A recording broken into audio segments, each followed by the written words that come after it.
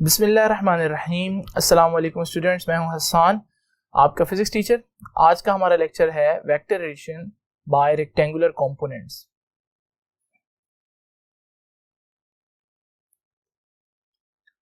Students, vector addition तो हम already पढ़ चुके हैं, लेकिन जो मेथड हम लोगों ने पढ़ा अभी तक वो ग्राफिकल मेथड है। फॉर एग्जांपल, मैंने आपको बताया कि अगर हमारे पास एक वेक्टर है ए और एक वेक्टर बी है और मैं इनका रिजल्टेंट फाइंड आउट करना चाहता हूं, एडिशन करना चाहता हूं, तो मैं ए और बी को हेड टू टेल रूल के जरिए ज्वाइन करूंगा और पहले की टेल से आखिरी के हेड तक रिजल्टेंट होगा। लेकिन ये सारा मेथड आप देख रहे हैं ग्राफिकल मेथड है, जिसमें वेक्टर्स को ड्रॉ करना पड़ता है, यहां कहीं कैलकुलेशंस इन्वॉल्व नहीं है।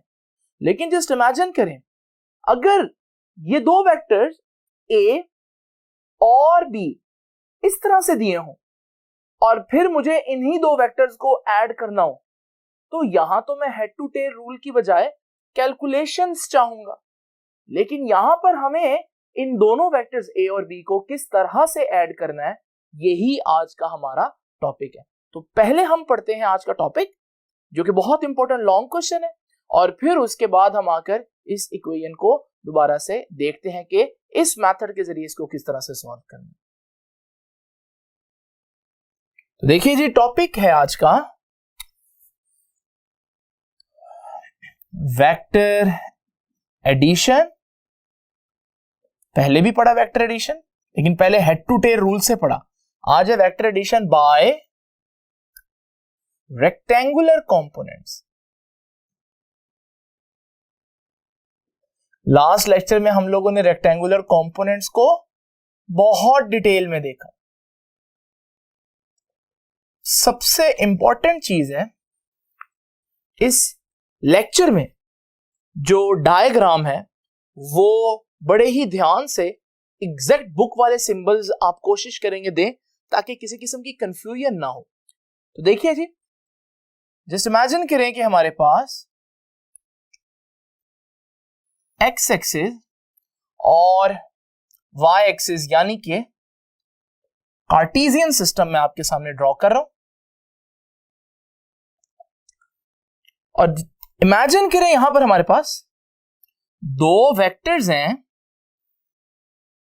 वेक्टर ए और वेक्टर बी। ये ओरिजिन है, मैं इसको ओ का नाम दे देता हूं। वेक्टर ए को मैं ओ एम और वेक्टर बी को मैं ओ एन कह देता हूं। अब हमें ऐड करना है इनको थ्रू रेक्टेंगुलर कंपोनेंट्स, बट आज टॉपिक का स्टार्ट मैं वहीं से लेता हूं, जो कि हेड टू टेल रूल के जरिए एडिशन हमने सीखी है। तो मैं क्या करूंगा, इसको वेक्टर बी को उठाऊंगा और इसकी डायरेक्शन चेंज किए बगैर इसकी टेल को इसके हेड पर रखूंगा। तो वेक्टर बी यहां आ जाएगा हमारे पास, लेकिन इसकी डायरेक्शन चेंज नहीं होनी, ये देखिए। और ये बात का खास ख्याल रखना आप लोगों ने, ये बात याद रखनी कि पॉइंट्स को वही नाम दें। तो ये पॉइंट मैं पी कह देता हूं। वैसे पॉइंट चेंज हो तो कॉन्सेप्चुअली कुछ गलत नहीं है, लेकिन फिर भी हम कंफ्यूजन से बचेंगे। नेक्स्ट चीज देखिए, हमारे पास ये वेक्टर भी दो दफा क्यों बना हुआ है, क्योंकि एक दफा वैसे वेक्टर की फॉर्म में था, अब मैंने उसको एडिशन के लिए यूज करना था, तो हेड टू टेल रूल से ज्वाइन किया। अब हेड टू टेल रूल से रिजल्टेंट कैसे फाइंड आउट करते हैं आप सब जानते हैं। पहले की टेल से लास्ट के हेड तक एक वेक्टर ड्रॉ करें, और ये ब्लू कलर का जो वेक्टर है ये हमारा रिजल्टेंट है, और ये रिजल्टेंट बता रहा है कि ये सम है ए और बी वेक्टर्स का। तो ये है हमारे पास रिजल्टेंट ए प्लस बी के बराबर आ गया। अब नेक्स्ट स्टेप बहुत ध्यान से सुनिएगा। आपको जितने वेक्टर यहां नजर आ रहे हैं, कितने वेक्टर नजर आ रहे हैं, 3 वेक्टर्स नजर आ रहे हैं। आपने तीनों वेक्टर्स के परपेंडिकुलर कंपोनेंट्स या रेक्टेंगुलर कंपोनेंट्स ड्रॉ करने सिखाए थे मैंने लास्ट टाइम। बारी बारी ड्रॉ करते हैं जी। ये वेक्टर ए है, इसके रेक्टेंगुलर कंपोनेंट ड्रॉ करते हैं जी। वेक्टर ए से आपने एक स्ट्रेट लाइन एक्स एक्सिस तक लेकर आनी है। जिस पॉइंट पर वो कट करेगा यहां से यहां तक, ये है वेक्टर का एक्स कंपोनेंट और ये है वेक्टर का वाई कंपोनेंट। मैं इस पॉइंट को क्यों कह देता हूं, दिस पॉइंट। उसके बाद आपने वेक्टर बी को देखना जी। आपने वेक्टर बी के भी स्ट्रेट लाइन लेकर आनी और इस स्ट्रेट लाइन को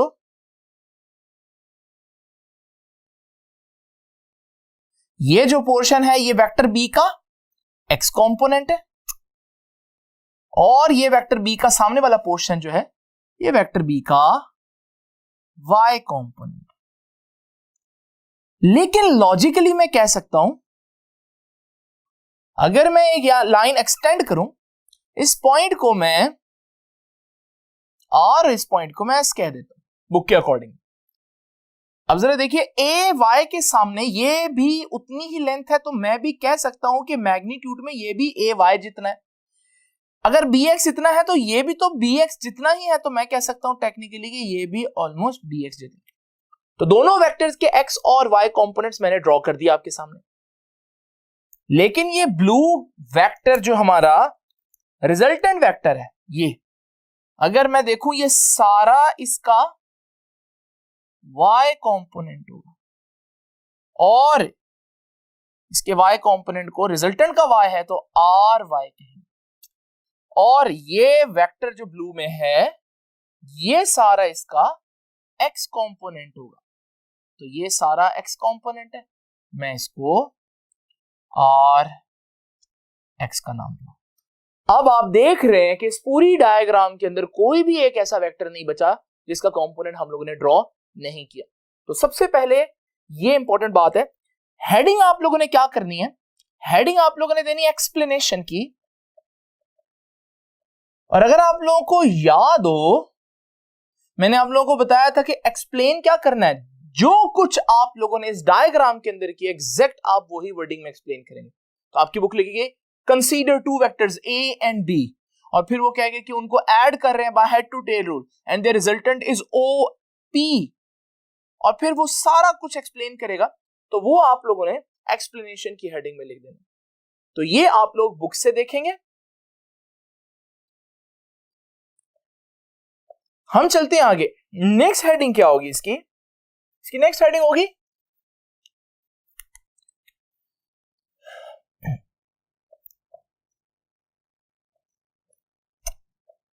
एक्स कंपोनेंट ऑफ रिजल्टेंट। देखिए, हम रिजल्टेंट फाइंड आउट करना चाहते हैं। रिजल्टेंट फाइंड आउट जब होगा जब पहले हमारे पास रिजल्टेंट का एक्स कंपोनेंट होगा। तो पहले एक्स कंपोनेंट निकालते हैं, बड़ी सिंपल मैथमेटिक्स है। ये देखिए, अगर मैं यहां पर कहूं ओ आर किसके बराबर है, तो मैं कह सकता हूं O R is equal to O Q plus Q R. O Q में क्यू आर एड करूं तो ओ आर बन जाएगा। तो O R is equal to O Q plus Q R. But मुझे मालूम है क्यू आर तो एम एस जितना नहीं है, सेम। तो मैं क्यू आर, क्योंकि एम एस जितना है तो मैं इधर लिख देता हूं। तो ओ आर किसके बराबर आ जाएगा, O Q plus Q R की जगह एम एस। अब हम वैल्यूज पुट करते हैं। जरा देखिए ओ आर क्या है, ओ आर तो यहां से यहां तक की लेंथ है और ये तो रिजल्टेंट का एक्स कंपोनेंट बन रहा है। तो हमारे पास ये रिजल्टेंट का एक्स कंपोनेंट होगा is equal to O Q ये है और ये एक वेक्टर का एक्स कंपोनेंट बन रहा है, एंड एम एस ये है और वो वेक्टर बी का एक्स कंपोनेंट बन रहा है।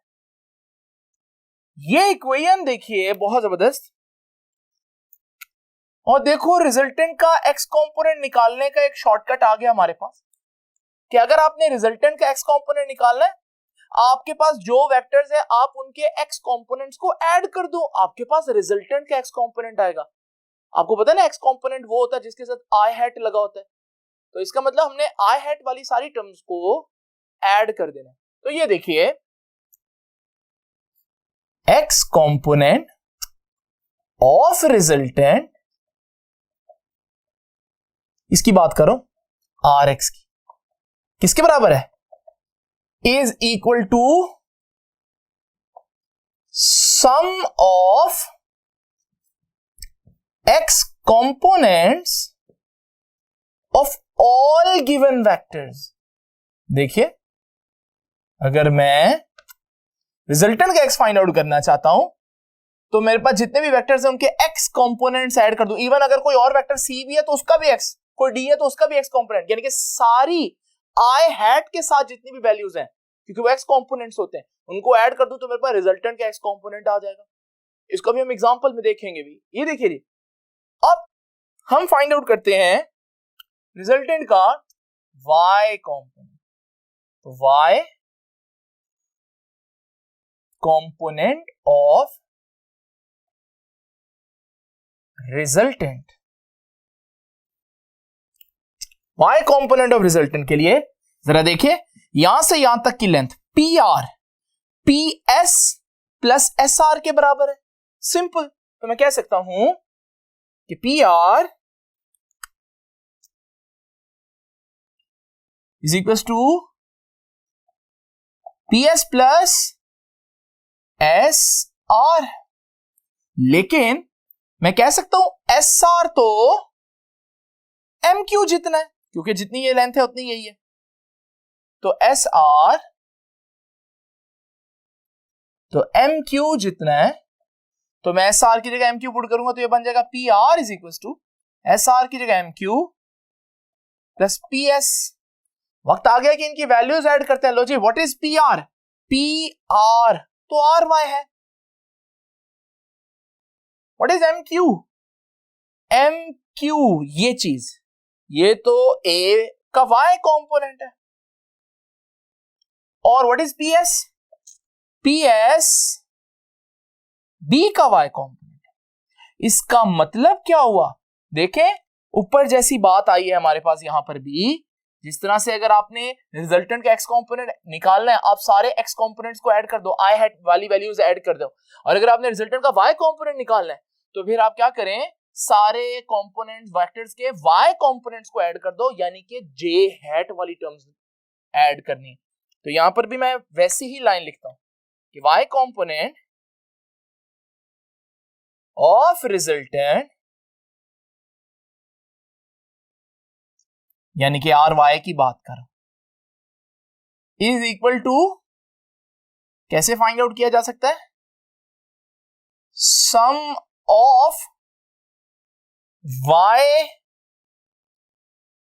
Components of all given vectors. जितनी भी वैल्यूज वाई कंपोनेंट्स की हैं यानी कि जे हैट जितने भी हैं उनके साथ जो जो न्यूमेरिकल वैल्यूज है उनको ऐड करें। अभी हम इसको एग्जांपल में भी देखते हैं। अब जरा देखिए, एक्स कंपोनेंट आ गया, वाई कंपोनेंट आ गया, वेक्टर निकालना कोई प्रॉब्लम नहीं क्योंकि जब भी हमारे पास कुछ कंपोनेंट्स हो वेक्टर अपने ही कंपोनेंट्स का सम होता है। तो जरा देखते हैं, तो अब मैं फाइंड आउट करने लगा हूं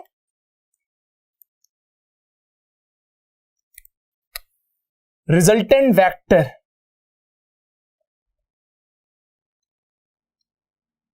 सो I am gonna find resultant vector. अब हमें मालूम है रिजल्टेंट वेक्टर, कोई भी वेक्टर क्या होता है, अपने ही कंपोनेंट्स का सम होता है। तो हम कह सकते हैं कि रिजल्टेंट वेक्टर, देखिए वेक्टर का निशान डालो, अपने ही कंपोनेंट्स का सम होगा और उसके कंपोनेंट्स क्या हैं, आर एक्स और आर वाई। लेकिन याद रखिएगा कि ये वेक्टर्स हैं तो फिर यहां पर भी मुझे वेक्टर का निशान डालना पड़ेगा। लेकिन अब मैं आर एक्स की वैल्यू पुट करूंगा। अगर आपको याद हो आर एक्स क्या है, अभी हमने फाइंड आउट किया ए एक्स प्लस बी एक्स, तो आर एक्स की जगह A X plus B x आ जाता है। अच्छा, अगर आप वेक्टर का निशान नहीं डालना चाहते तो फिर आप इसी के साथ यूनिट वेक्टर लगा दें, ये भी चलेगा और बुक आपकी ऐसे ही लिखेगी। अब आर एक्स क्या है, A X plus B X into I hat, और आर वाई क्या है, A Y plus B Y into J hat. ये है हमारे पास रिजल्टेंट वेक्टर। वेक्टर कह रहा हूं। अब हम निकालते हैं मैग्नीट्यूड। कैसे निकालना है रिजल्टेंट वेक्टर का, तो magnitude of resultant vector, magnitude of resultant vector. अगर आपको याद हो बच्चों, तो मैंने आपको बताया था कि रिजल्टेंट का फॉर्मूला हम लोगों ने कल भी डिस्कस किया, उससे पहले हमने यूनिट वेक्टर्स के क्वेश्चन में भी डिस्कस किया था कि रिजल्टेंट जब भी किसी चीज का मैग्नीट्यूड निकालना हो, यानी रिजल्टेंट वेक्टर का मैग्नीट्यूड निकालना है, उसका सिंपल तरीका है, एक तो अंडर रूट डालें और फिर ब्रैकेट्स डालें और उसका स्क्वायर डालें। पहली ब्रैकेट में एक्स कंपोनेंट आएगा और दूसरी ब्रैकेट में रिजल्टेंट का वाई कंपोनेंट आएगा, मगर एक्स कंपोनेंट तो क्या है, आर एक्स तो ए एक्स प्लस बी एक्स के बराबर है, तो इसकी जगह मैं ए एक्स प्लस बी एक्स लिखूंगा और उसका स्क्वायर। इसी तरह आर वाई क्या है, वाई कंपोनेंट्स का सम है, तो ए वाई प्लस बी वाई और उसका होल स्क्वायर आ जाएगा। और अब एंगल फाइंड आउट करना हो तो उसका क्या तरीका है, तो इसे मैं हेडिंग दूंगा direction of resultant vector. Direction of resultant vector, direction का फॉर्मूला याद है आप लोगों को, theta is equal to tan inverse ऊपर y कंपोनेंट नीचे x component.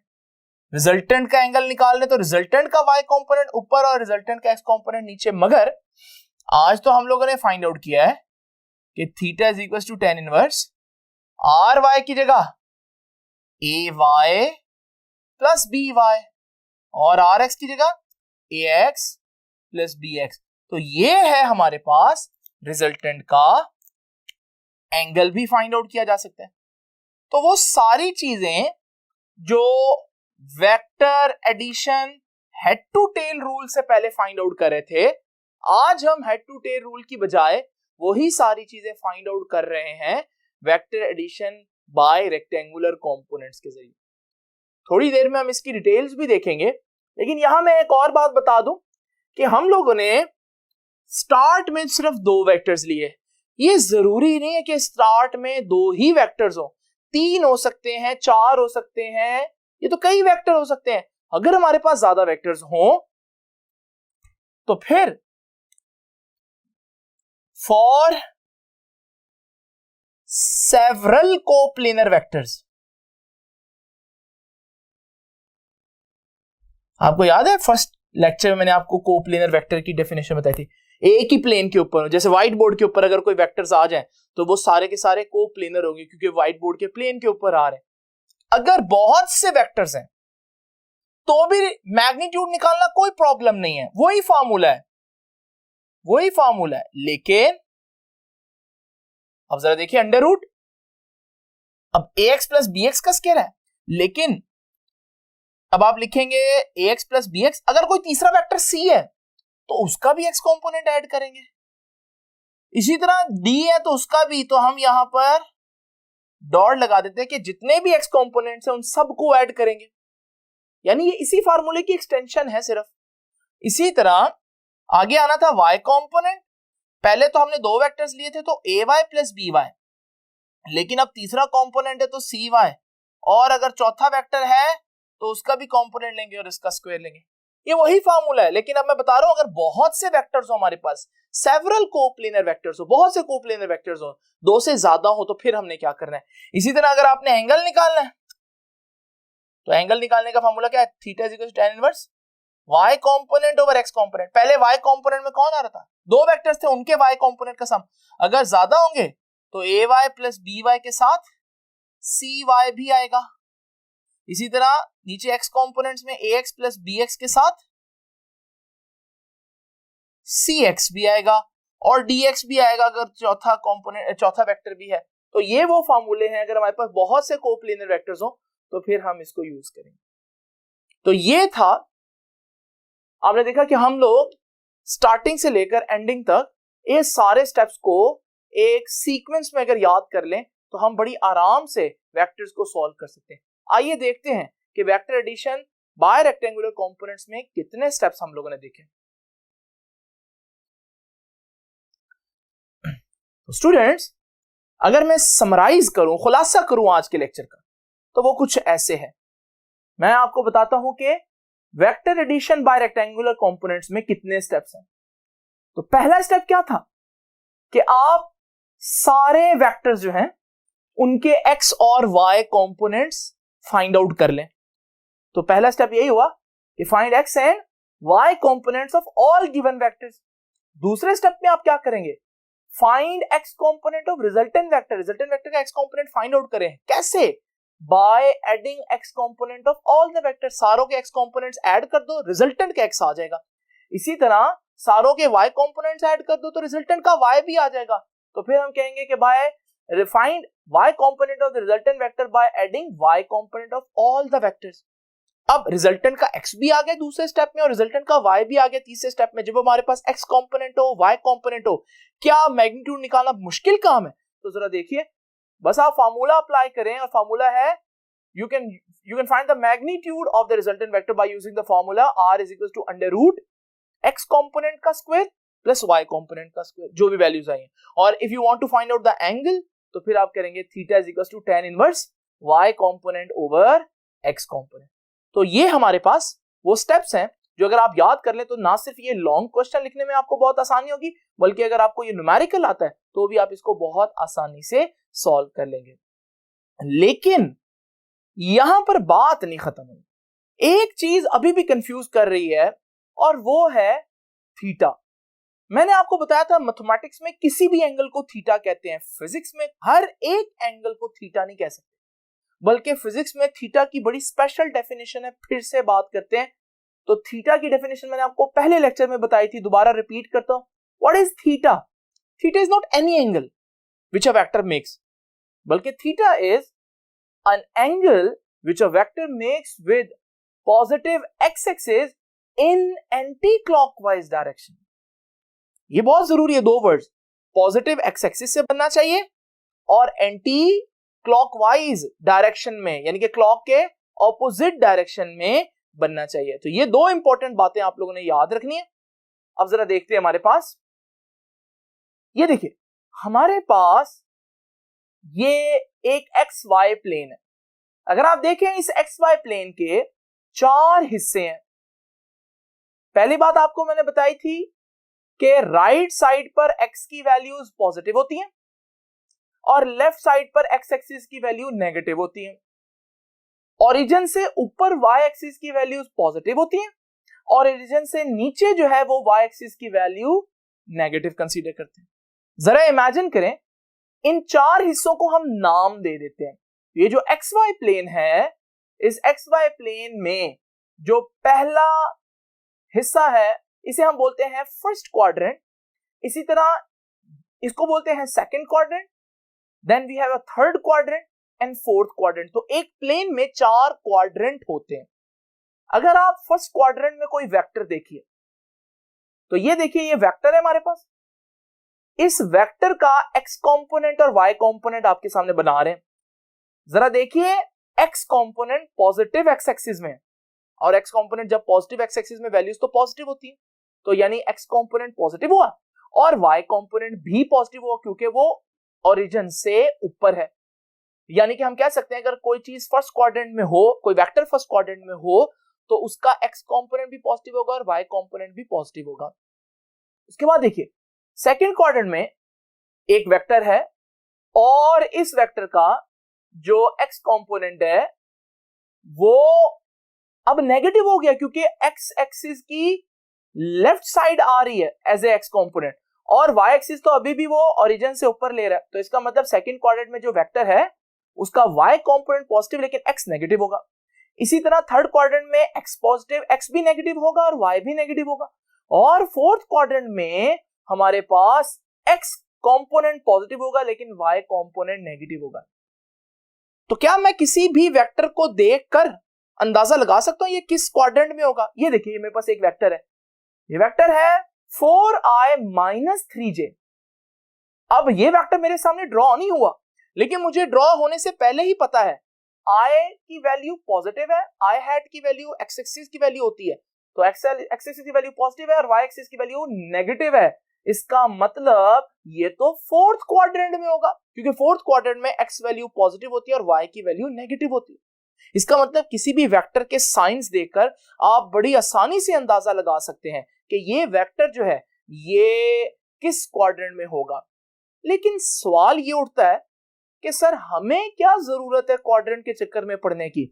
Why we want this information?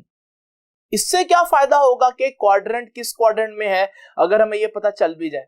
तो जरा देखते हैं। अब बहुत इंपॉर्टेंट बात और बड़ी तवज्जो से आपने ये बात सुननी है। ये देखिए बेटा, हमारे पास एक वेक्टर है। जब भी आपके पास ये चारों क्वाड्रेंट में मैंने वेक्टर्स बनाए, जब भी आप फॉर्मूला लगाएंगे theta is equal to tan inverse y component over x component, बताया था ना मैंने आपको ये एंगल निकालने के लिए फॉर्मूला। ये एंगल कौन सा आएगा? ये एंगल आएगा उस क्वाड्रेंट का x एक्सिस के साथ एंगल। मैं रिपीट कर रहा हूं, ये एंगल कहां से आएगा?